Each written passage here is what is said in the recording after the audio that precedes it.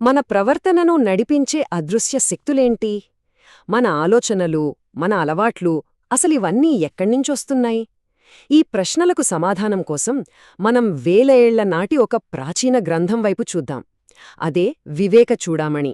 ఇది మన అంతర్గత ప్రపంచాన్ని ఎలా అర్థం చేసుకోవాలో అద్భుతంగా వివరిస్తుంది.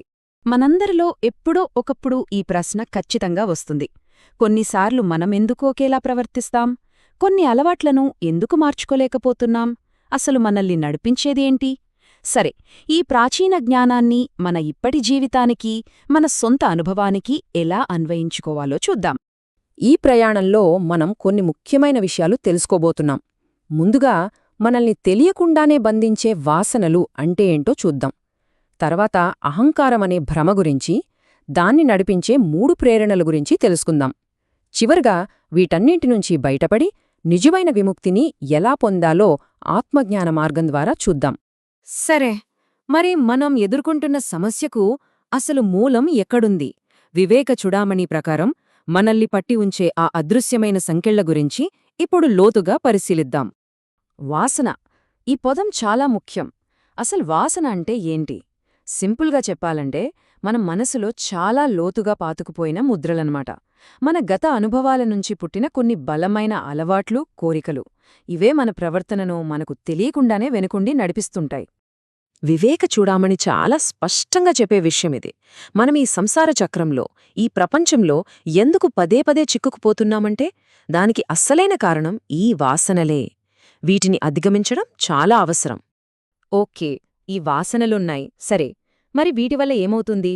అవి అహంకారాన్ని ఎలా పుట్టిస్తాయి? మనల్ని ఒక అంతంలేని చక్రంలో ఎలా బంధిస్తాయో ఇప్పుడు చూద్దాం. చూడండి, ఇది ఒక గొలుసుకట్టు చర్యలాంటిది. అంతా మొదలయ్యేది వాసన అనే ఒక నిగూఢమైన ప్రవృత్తితో.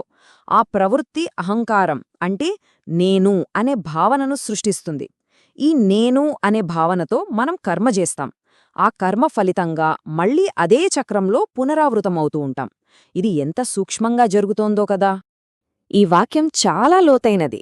అంటే ఈ అహంకారం అనేది మన శాశ్వతమైన అస్తిత్వం కాదు. అది కేవలం ఈ వాసనల నుండి పుట్టిన ఒక నిర్మాణం మాత్రమే. ఈ అహంకారమే ఆత్మ మరో శరీరాన్ని తీసుకోవడానికి కారణమవుతుంది. ఇప్పుడు ఈ వాసనలు అనే కాన్సెప్ట్ని ఇంకాస్త సింపుల్గా అర్థం చేసుకోవడానికి వివేక చూడామణి వాటిని 3 రకాలుగా వర్గీకరించింది. అవేంటో ఇప్పుడు చూద్దాం. ఇక్కడ చూడండి. మొదటిది లోకవాసన. అంటే అందరూ మనల్ని మెచ్చుకోవాలి, సమాజంలో గొప్ప పేరు రావాలి అనే కోరిక. రెండవది దేహవాసన. ఈ శరీరమే నేను అని భావించి దీనికి ఎక్కువ ప్రాధాన్యత ఇవ్వడం. ఇక మూడవది శాస్త్రవాసన. ఇది కొంచెం ఆసక్తికరమైనది. అంటే నేను చాలా చదివాను, నాకన్నీ తెలుసు అనే ఒక రకమైన మేధోగర్వం. ఈ 3 రకాలుగా మనం బంధించబడతాం. ఇప్పటిదాకా మనం సమస్య గురించి వివరంగా చూసాం. మరి దీనికి పరిష్కారమేంటి? ఈ వాసనలనే సంఖ్యలను పెంచుకోవడానికి ఆత్మజ్ఞానం ఎలా ఉపయోగపడుతుందో ఇప్పుడు తెలుసుకుందాం. ఇక్కడ మనం 2 విషయాల మధ్య తేడాని చాలా స్పష్టంగా గుర్తించాలి. ఒకటి అనాత్మ, అంటే ఆత్మ కానిది. మన శరీరం, మనస్సు, బుద్ధి, అహంకారం ఇవన్నీ ఎప్పుడూ మారుతూ ఉంటాయి. ఇవన్నీ అనాత్మ కిందకు వస్తాయి. కాని వీటన్నింటినీ గమనిస్తున్నదే ఒకటి ఉంది కదా, ఒక సాక్షి. మారకుండా శాశ్వతంగా ఉండే ఆ శుద్ధ చైతన్యమే నిజమైన ఆత్మ. అదే ప్రత్యేగాత్మ. ఇక్కడే వస్తుంది అసలైన గ్రహింపు. సోహం అంటే ఆ పరమాత్మతత్వమే నేను. ఈ లోతైన అవగాహన, ఈ అనుభూతి అహంకారమనే భ్రమను కరిగించడానికి ఉన్న ఏకైక మార్గం. కాబట్టి పరిష్కారమంటే మరిన్ని పుస్తకాలు చదవడం కాదు.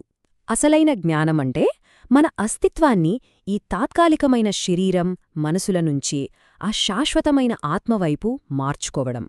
ఆ ఎరుకలో నిరంతరం జీవించడం. ఓకే, మనం చివరి విభాగానికి వచ్చేశాం. ఈ ఆత్మజ్ఞానాన్ని ఆచరణలో పెట్టినప్పుడు మన మనసులో ఎలాంటి అద్భుతమైన మార్పు వస్తుంది, దాని ఆచరణాత్మక ఫలితమేంటో ఇప్పుడు చూద్దాం. వివేక చూడామణిలో ఒక అద్భుతమైన పోలిక ఉంది. ఒక గదిలో చెడువాసన వస్తుంటే దాన్ని రుద్దడం ద్వారానో, దానితో పోరాడటం ద్వారానో పోగొట్టలేం. కాని అక్కడికి ఒక మంచి, శక్తివంతమైన సువాసనను తెస్తే ఆ చెడువాసన దానంతటా అదే మాయమైపోతుంది కదా. మన పరివర్తన ప్రక్రియ కూడా అచ్చమిలాగే ఉంటుంది. మనలో ఉండే చెడు వాసనలు అంటే ఈ దుర్వాసనలు ఒక చెడు వాసన లాంటివి. వాటితో పోరాడలేం, వాటిని బలవంతంగా తొలగించలేం. దానికి బదులుగా మనం మంచి వాసనలను అంటే సువాసనలను పెంపొందించుకోవాలి. ఆత్మపై ధ్యానం వంటివన్నమాట. ఈ కొత్త శక్తివంతమైన సువాసన ఆ పాత దుర్వాసనను సహజంగా అధిగమించి దాని స్థానాన్ని భర్తీ చేస్తుంది. దీని అంతిమ ఫలితమే మోక్షం. ఈ ఉపమానాన్ని గంధపు చెక్క ఉదాహరణతో ఇంకా బలంగా చెప్తారు.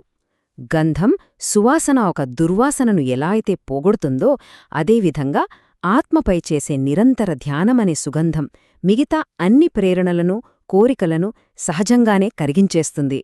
మరి ఈ ప్రయాణం మనల్ని ఒక లోతైన ప్రశ్న దగ్గర వదిలిస్తోంది. మంచి, చెడు అనే ఈ మానసిక సువాసనలన్నీ కూడా చివరికి ఆత్మలో లీనమైపోతే ఇక అంతిమంగా మిగిలేది ఏమిటి? ఇది చైతన్యం, విముక్తి యొక్క అసలు స్వభావంపై మనల్ని ఆలోచింపజేసే ప్రశ్న.